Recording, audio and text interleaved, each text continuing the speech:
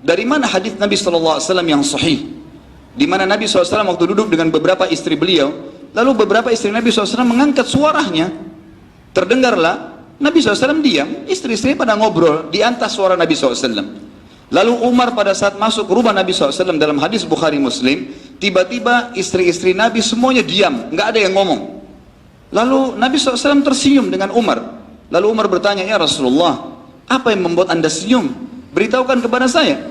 Kata Nabi SAW, saya heran dengan perilaku wanita-wanita ini. Tadi sebelum kau datang, suara mereka di atas suara saya. Tapi pada saat kamu datang, mereka semua senyap, nggak ada yang berani ngomong karena takut dengan kamu. Apa kata Umar? Wahai musuh-musuh Allah. Umar mengucapkan kalimat pada istri Nabi. Wahai musuh-musuh Allah, apakah kalian takut dengan Umar dan tidak takut dengan Nabi SAW? Ummu Salamah radhiyallahu anha berkata, iya, karena kamu lebih keras daripada Nabi SAW. Rasulullah orangnya lembut, kamu sangat keras. Tapi Nabi SAW tidak menanggapi lagi dialog antara Umar dengan istri-istri Nabi. Apa kata Nabi SAW? Demi zat yang ubun-ubunku dalam genggamannya, maksudnya demi Allah wahai Umar, kalau kau lewat di sebuah lembah dan syaitan lihat kau lewat di lembah itu, dia akan cari lembah lain karena takut bertemu denganmu.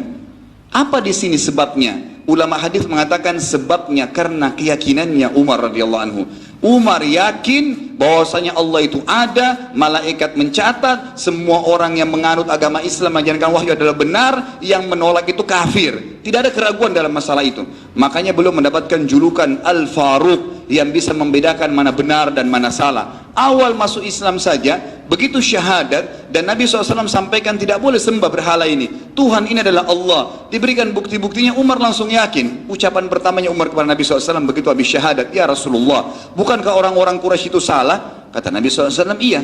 Bukankah kita benar? Iya. Ya Rasulullah, kenapa tinggal di sini? Kita perangin aja mereka.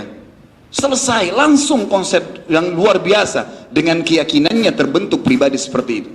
Dalam kisah lain, Abu Bakar dan Umar sama perilakunya, suka melakukan perbuatan secara sembunyi-sembunyi, tapi dia begitu yakin dengan tidak menceritakan kepada orang maka akan dapat pahala.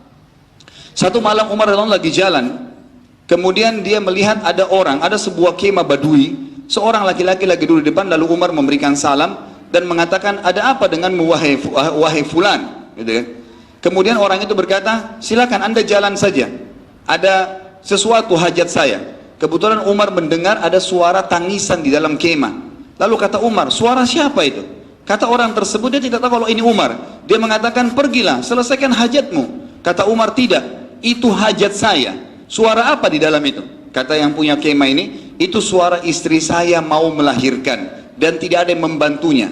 Kata Umar, maukah kamu dibantu oleh saya dan istrimu dibantu oleh istri saya? Kata orang tersebut, silahkan kalau anda mau. Umar pulang di akhir zaman khilafah beliau, dan istri beliau pada saat itu yang terakhir adalah Ummu Kalthum, anak Ali radhiyallahu anhu. Ummu Kalthum pun didatangi oleh Umar dan berkata, wahai anak atau cucunya Rasulullah sallallahu alaihi wasallam, maukah kamu mendapatkan pahala wanita yang butuh bantuan untuk melahirkan?